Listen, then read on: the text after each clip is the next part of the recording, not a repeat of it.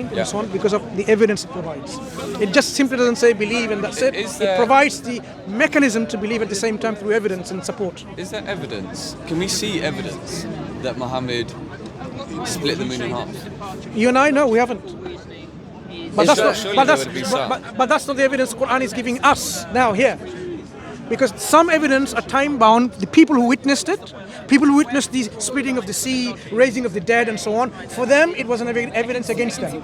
They will have nothing in the Day of Judgment because that's a hujjah. It means a proof established against them if they disbelieve, because they could not explain any other way. I understand that. For us, Quran provides loads more perpetual, universal evidence which is within our reach, rather than evidence which was time-bound, historical at that time. Tell me about some of these evidences that are within our reach. Exactly.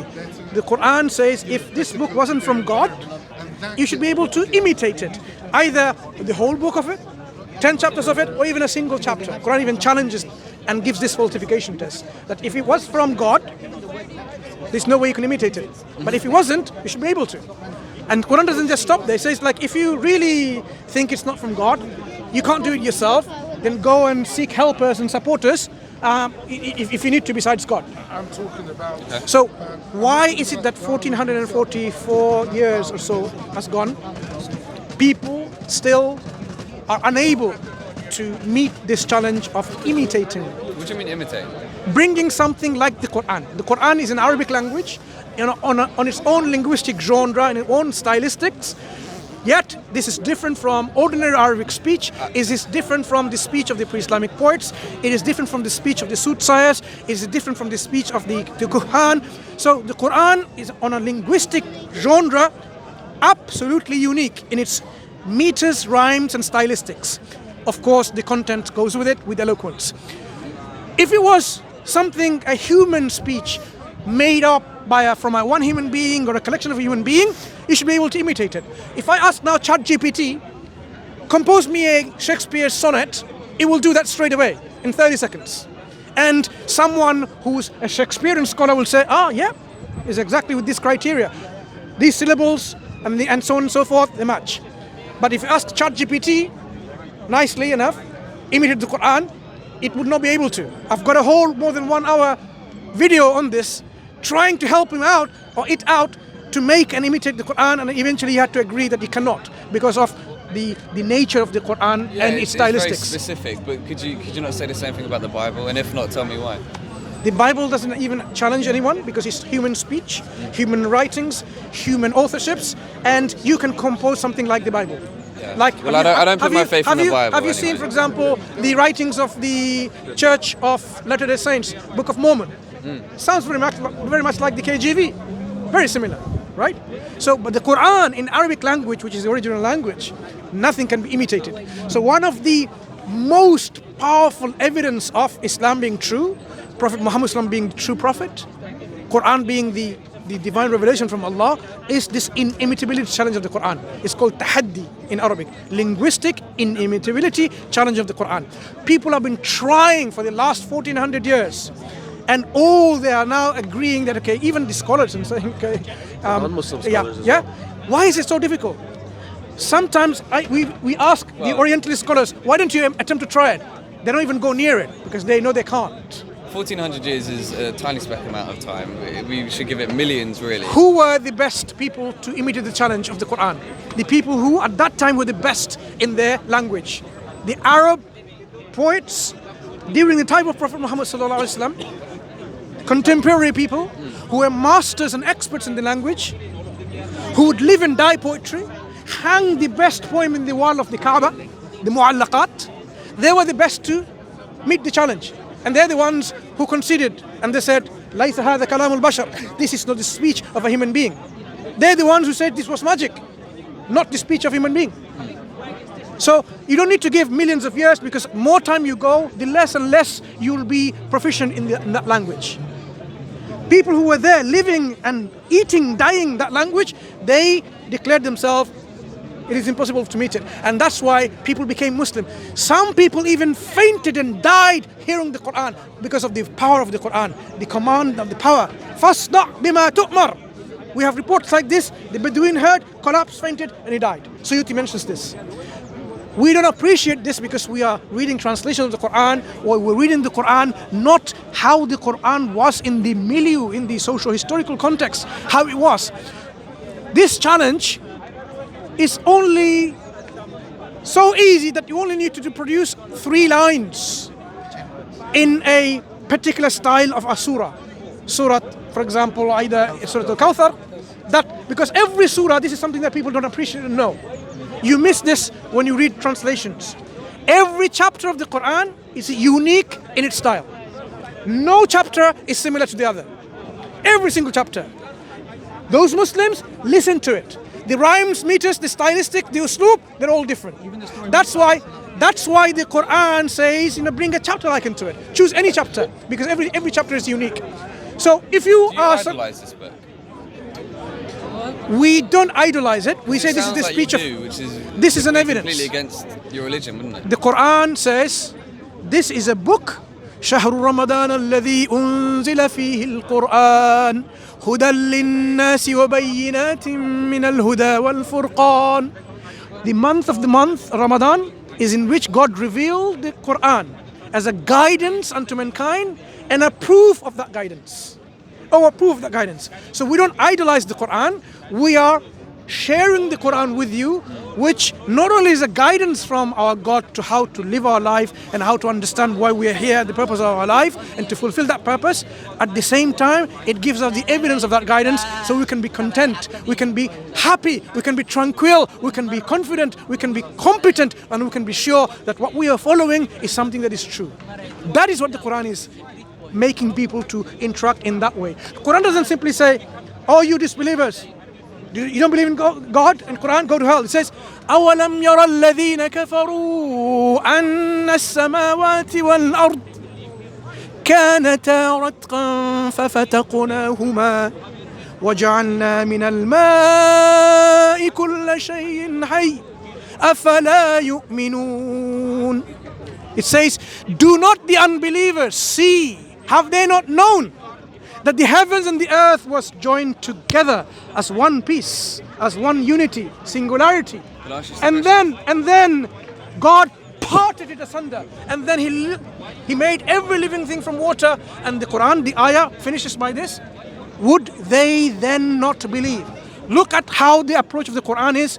People who are agnostics and people who are non-believers. It addresses them. Oh, unbelievers. Oh, people who don't believe in Allah, in Islam, in Quran, in Muhammad sallallahu alaihi wasallam. Did you not see that? Were you not already aware? And then it gives you some information, and at the end it says, would you then not believe? So that means the Quran engages people's concern, addresses them, gives them evidence, and then asks, why are you not believing? Would you then not believe? What was the evidence provided in this chapter, in this particular ayah? 2 evidence, one from astrophysics and one from biology, on the same breath. Common origin of the universe, earth, sun, star, galaxies, everything was one singularity, and there was separation. That's what we know today, and that's what they will tell you today. Yes, we know, but that wasn't common knowledge.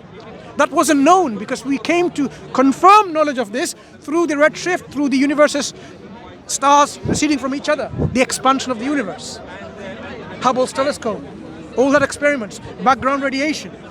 And at the same breath, the Quran says every living thing from water. Look, the Quran was given to a prophet who was living in a desert, hardly any water to drink. And can I finish that statement, and then you can ask on that, just to highlight. I feel like I'm being preached to. Now I want to give you evidence so that you appreciate the evidence. Okay, cool. The Bedouins had hardly any water in the desert. They had hardly any rain to collect water, or any pools and oasis to have water. And the Quran is saying every living thing from water. How did Prophet Muhammad sallallahu alaihi wasallam go deep down in the deepest oceans and find out the living being? They need water for their life. Did he go down in a volcano underneath the deepest volcano? He went down into the oceans and found living animals. That he didn't. Water. How can he make a claim if he didn't? How did he go in space somewhere else? What did he claim? He says every living thing is from water. Without water, there's no life. That's why scientists will tell you, on Mars, if you want to think about this life, was there any sign of water? in any other planets you go to, were the signs of water. That's how we are. So Quran give you two information, one from astrophysics and one from biology. Would you not then believe? Interesting. How's your Ramadan? Very good, thank you. You hungry? No, not yet. So you eat before sunrise and when the sun sets. So our day starts in a day is sunrise to sunset. It changes during seasons because it's a lunar calendar. Sometimes now 7:38 today is when the sun is going to set, and we will break our fast and we'll have iftar, and it will just go slightly more and more and more. Some other month, some other year, it might be 9 o'clock, 10 o'clock, and so on and so forth. Sometimes it could be even earlier because of this groups. So we see the whole variety of it. Do you know why we fast? Let me ask you some questions. I just wanted to check how your Ramadan was, but Yeah, good, thank you. Ramadan is okay for me.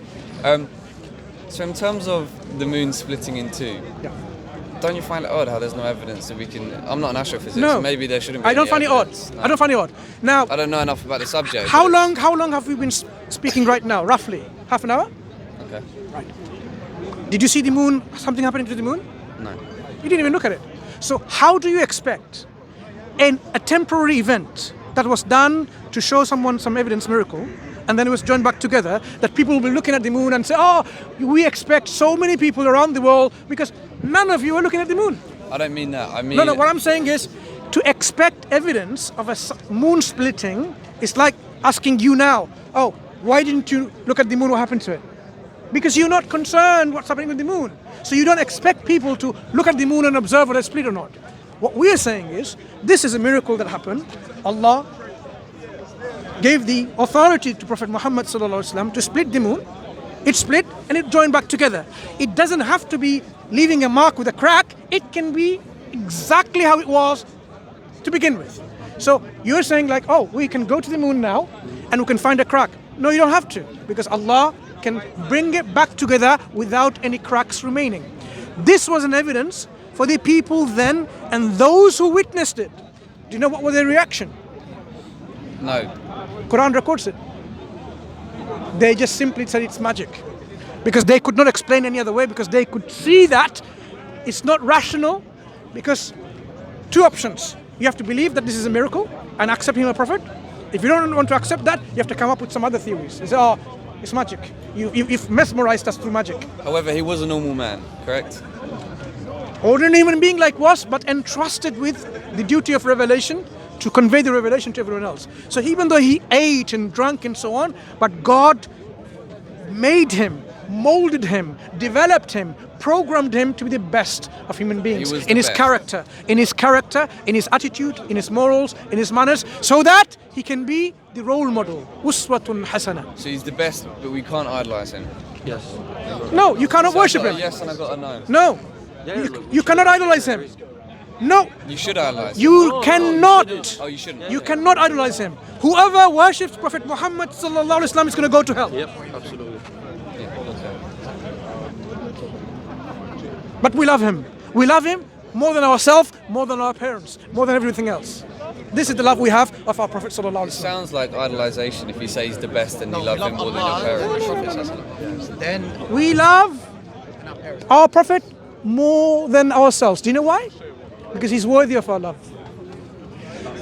If there is a creator, would you not want to love him? Why more We than love our Moses? creator because he's worthy of our love.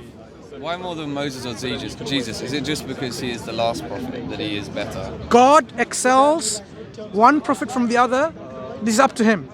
God says, تِلْكَ الرُّسُلُ فَضَّلْنَا بَعْضُهُمْ عَلَى بَعْضٍ. God raised and elevated or gave faddal, some blessings, one prophet of the other. For us, we say, we make no distinction.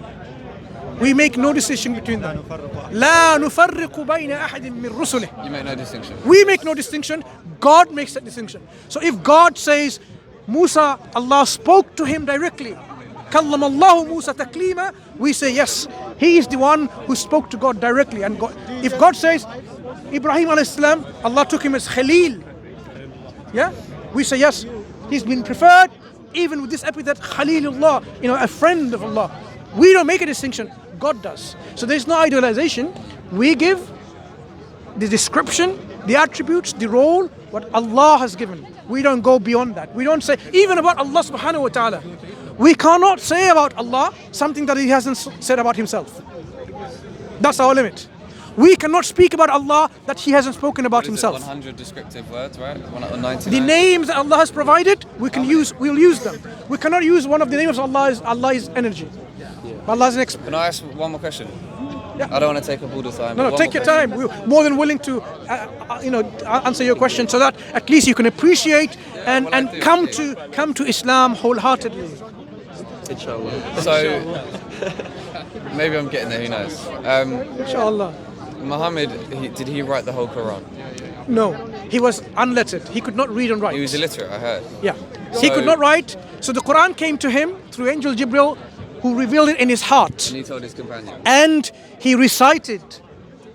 He memorized. He got people to memorize. And he got people to write down, those who could write down. And he got people to recite back to him so that he knows that they've written it correctly. Is that considered a miracle, the fact that a normal man can memorize the entire Quran? No, I mean, I know many people do children it, right? memorize the Quran, yeah. Memorizing text is not something miraculous on itself, but I would say it's a miracle for a sheep farmer or whatever he was, or a trader, to sit down in a cave and memorize this thing from an angel and then relate it to his companions perfectly. But it wasn't all at once. And he's a normal man. I think Isn't you that think hard that to it was believe? all at once. No, it wasn't like the Quran wasn't just instilled at one point in time, all Day by completed. day.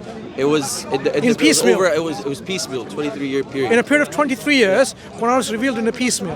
And then it was joined together because God says in the Quran, Inna alayna jama'ahu wa Qur'ana. For us is the gathering and the recitations. So even though some parts of the Quran was revealed first, it's not the beginning of the Quran. The surah, the chapter that was revealed in the Quran, Iqra bismi rabbika alladhi khalaq. It's not in the beginning, first chapter of the Quran. Does it say why it would shuffle these orders around? Does it give reasons? Because God has revealed the Quran with the needs of the people at His time. Oh, interesting. Yeah, but the Quran also came for the people at all times. You say So his collectively, people. Who are his people? Because it was just Muhammad alone, right? he's not in a desert. He is with community. So he has people, But those aren't his people. tribes. Those are Jews and people. No. The Quraysh, his community, and the broader community, the Jews and Christians from the Hijaz and elsewhere in Medina, broader whole world. So we are his ummah. We are the followers. You can be part of his ummah. I know that. So, but you say it was for the needs and wants of the people at the time in that specific region. So are those the chosen people of? God sends revelation initially to the people and reforms them To allow and the brings ummah to them expand. back as well. This happens to all communities. But the Quran, even though it started with Prophet Muhammad sallallahu alaihi wasallam, because it came to him as a messenger and a prophet and to his people, but his mission was not restricted to his people. وَمَا أَرْسَلْنَاكَ إِلَّا رَحْمَةً لِلْعَالَمِينَ.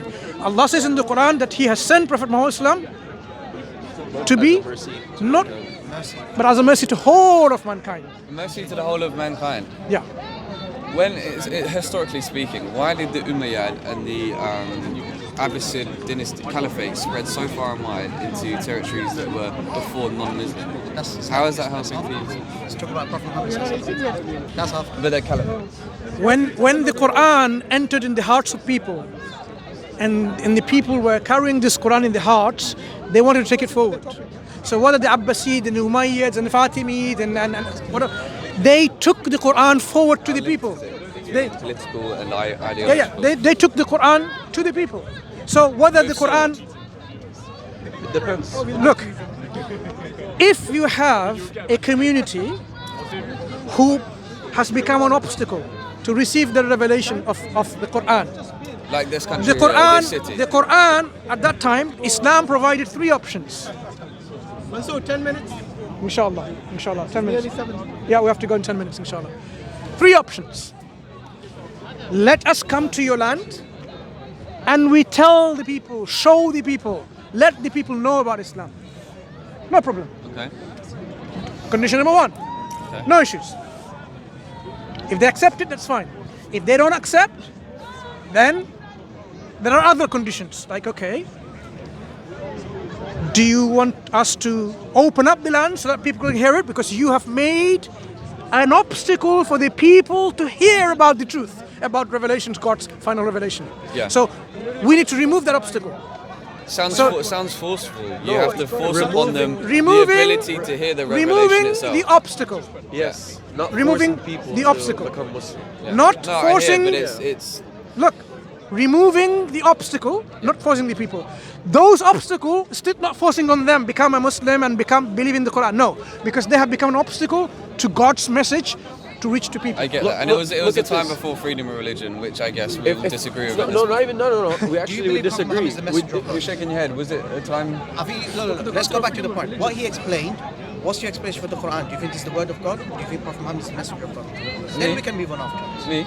Yeah. I'm not Muslim, no. No, I'm not saying you're not Muslim. Based upon what Brother Mansur mentioned, what do you think about it? Well, we're on a whole different Yeah. point of conversation. So here. look, I'll Islam answer afterwards. Islam can spread and has spread politically Yeah. with might. No one denies that. But Islam spread as a political entity with or without might. But Islam as a religion, as a theology, as a belief system did not spread by force. Ever. Because you cannot force people to accept Islam. I cannot put a gun on your head and accept Islam because you can buy. No, you can't. You can't. Making Christians and Jews pay an additional rent. No. One at You a mean time. Wait. You mean the one that's less than the one we have to pay as talking about Muslims? jizya. Yeah. You know, Jizya you have is to a political tax they have to provide to be a citizen of the Islamic State, so that Islamic State will guarantee their rights and their The security. Islamic And- State comes to you. It came to Algeria and Morocco and Spain. So therefore, your city, which was If you are getting oppressed by your government, if you're getting oppressed by your government, and there's a government from outside that wants to free you from this oppression, wouldn't you see this as a good thing? Oh, yeah, Even if yeah, you yeah. don't recognize this oppression, yeah? yeah, Okay, from a Muslim perspective, we see that if a government objects to us preaching the message of Islam, which is the best interest for its people, without us forcing anything, but at least preaching it, then they are oppressing you, and we need to. It's upon us to free you from this In your oppression. opinion, but Yeah, people okay, have that's different fine. And this is cultures and it's an no, ideologies. that's The some- Jews would disagree. No, that's but that's not the point, brother. The Muslims in the land, when they can no longer sustain the protection of the Jews, they did not put. They cannot any take the jizya from They can't them. get- you know what the Jews said? We get persecuted by Christians. We want you to come. I know they came to Bro, Morocco. yeah, exactly. I So, thank but you for that that's one. not the, but that's I'm not not only sure. the point. bro. One more question. I was in Just Lisbon. one second, I was in Lisbon Let me finish this recently. jizya point, yeah? Bro, the point of jizya is what? How do governments function? Taxation, right? In the past, they didn't have income tax. You had, in the Islamic State, you had jizya for non-Muslims, and you had zakat. Zakat is higher. If anything, the discrimination is against Muslims, not against non-Muslims. Not just that. You and your mom and your sibling, or like the women in your family and the elderly, all get taxed. Under jizya, elderly people who are not of military age, women do not get jizya. So not only is it a more beneficial system for you, it's also a more merciful system for you as a non-Muslim. And even you, as a military age person, could not pay jizya and just say that if the country goes to war, you have to go to war as well. Assalamu That's alaikum. the point. You're not a Muslim. You don't want to fight for the sake of Allah. Therefore, you don't want to be forced to this, and Islam gives you the option to pay out of it. So it's not discriminatory. It's actually in your favor. That's very interesting, and I completely hear that. Good. My comment about jizya was a small caveat, but you raised an interesting point about how I would have to fight for the country, for the Islamic Empire. But Islam has come as a force into my land. Say, for example, Turkey.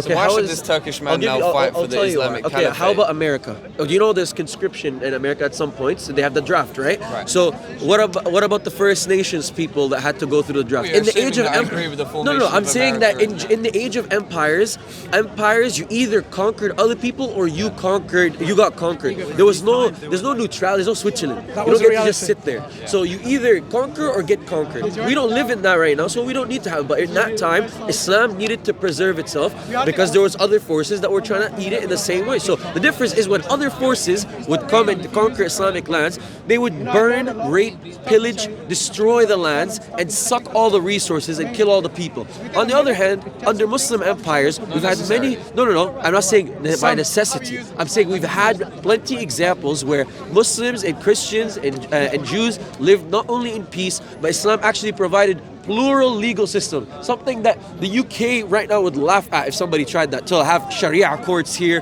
and to have Jewish and so on. tribunals and laugh stuff. at that. Exactly. Of course What do we you would mean? That's laugh. intolerance. Where's the freedom of religion, brother? I want my divorce. I want my Islamic divorce laws as a Muslim because man. this country had constitution and uncodified rules and regulations. Yeah, before oppressive. Islam. What do you mean before? Okay. Well, Let me just- tell you can be let me- no. But before or after, is it oppressive or not? Is the Islamic You legal can't system come tells here you? and bring your own laws. When That's you come not here- oppressive. you No, submit to something. no, When you doesn't matter. What about British people who are Muslim? What about British people who had their whole ancestry who are British? What about them?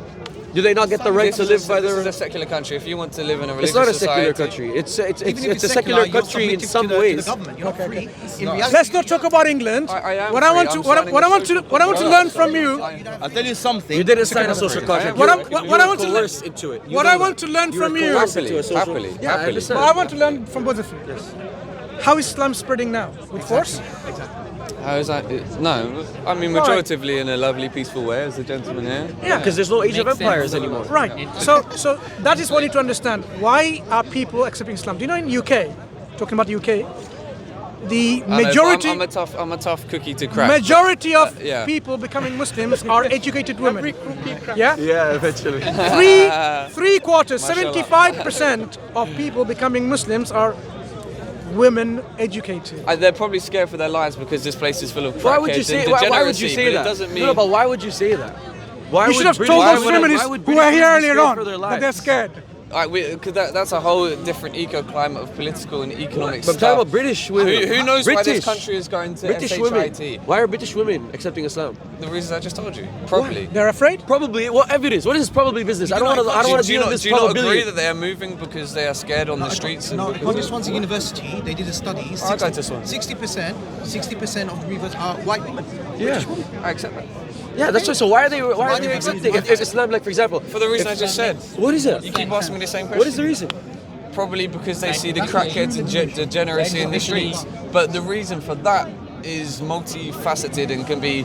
Yeah, the reason for that is that there's there's no system that's been able to provide the socio-economic benefits, the financial benefits, the material But if you benefits look that at Islam provides. No. Don't you dare say, if we look at the Muslim majority countries, you're looking I at. wasn't gonna say that, No, but you all right, interrupted me. Wallahi, no. I Let me wasn't tell you gonna what, say that, but you because interrupted me. if you, Preemptive. because I think that you're Preemptive too smart. strike. Because you were Oh, too. it sounds like because an you look- Umayyad. No. Because you look too smart to try to do a historical snapshot of 100 years and base Islam off of that. Because for 1400 or 1300 years, Islam was either the superpower in the world or one of the superpowers in the world, and Islam flourished. All of science flourished under Islam, not in your. So that's what I'm saying. I agree. So just because the last 100 years we're getting bodied because our resources are getting plundered and our lands are getting bombed and our people are getting defunct because of the education system is getting robbed. Yeah, that's fine. We could say that, but that's why Islam still spreads because it has such potency and such truth to it that it transcends cultural boundaries. It transcends race. Me yet fully, personally you, because I don't think you're that well read on the subject, that the Islamic Golden Age was fundamentally Islamic and not Arab, Baghdadi, Damascus. Why did I say no? Whoa. Which makes me the which reason. leads me to believe that it wasn't the Islamic it wasn't Islam is the reason. Because we implemented Islamic. Maybe, I don't know. I don't think that every person that did good under it's actually still proof for my point. Anyway, let's get back to the point about the degeneracy of this country and why you think why women are turning to it. Did you ask those women? Exactly. Yeah, You so- asked No. You should do that. Because No, a we all know the reason. No, you No, we don't. don't. You Yeah, don't. we do. You don't. You don't. I do. But you saying no to posting- me, don't. You're preemptive. You don't. You're preemptive. You're Yeah, preemptive. British You're Empire, doing British this. Empire. Yeah, so come on. But it's not unique to Islam either. It seems to be because people are. It's not. quite unique. What that- is not unique? Okay, I'll What tell is you not why. unique? Islam has the worst marketing in the world of any ideology, probably in the last 100 years. Yeah, and yet it is the fastest growing religion in the world. Subhanallah, that alone should get you to think a little bit. You know, you're speaking about the UK with women and it going. You know, religiosity is growing amongst women regardless of it being Islam.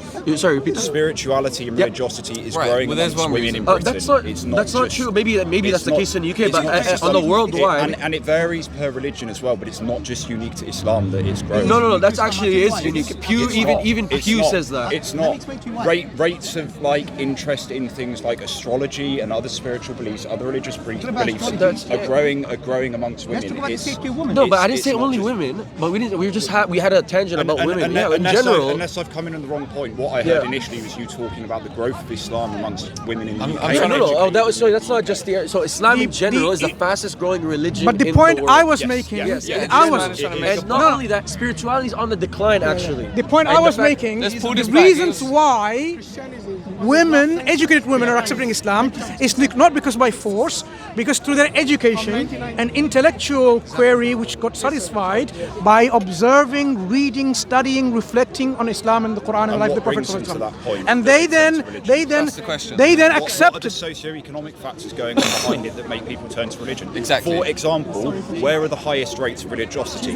In poor countries with lower rates of education. Let's talk about UK and women. Where is that happening with Islam? No. In countries in Southeast Asia and Africa, where there's lower. The question there's lower economic security, there's political instability. In UK?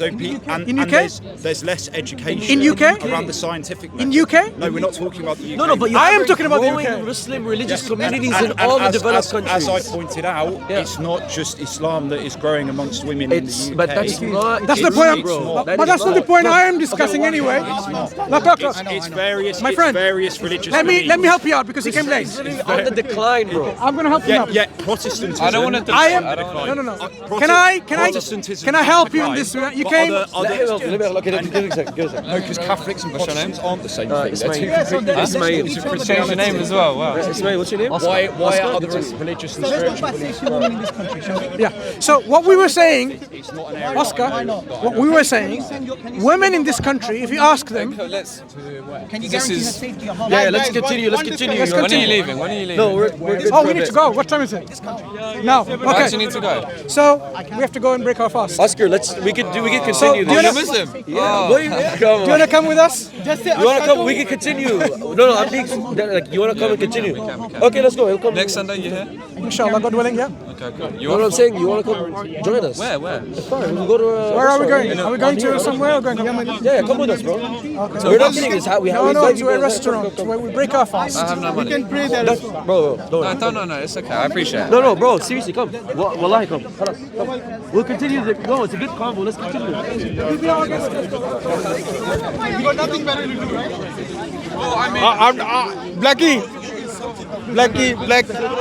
Blackie. You said no. You didn't say this. You said this. You are a racist. You said you are racist. You said I'm not British. You said all of these. You're still here.